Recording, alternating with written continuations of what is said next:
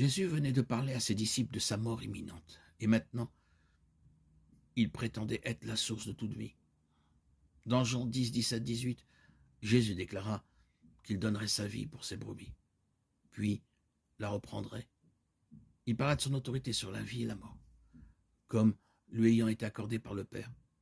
Dans Jean 14, 19, il fit la promesse que parce que je vis, vous vivrez aussi. La délivrance qu'il était sur le point d'offrir n'était pas une délivrance politique ou sociale que la plupart des Juifs recherchaient, mais une véritable délivrance d'une vie d'esclavage du péché et de la mort vers une vie de liberté dans l'éternité.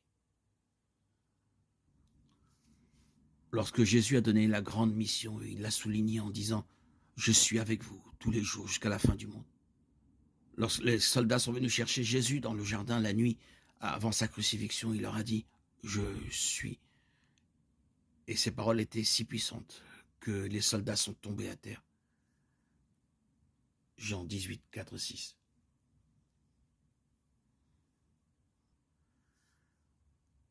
Alors Jésus, sachant tout ce qui devait lui arriver, s'avança et leur dit « Qui cherchez-vous » Ils lui répondirent « Jésus de Nazareth ». Jésus leur dit « Je le suis ». Judas, qui le trahissait, était là avec eux. Quand Jésus leur dit « Je le suis », ils reculèrent et tombèrent par terre.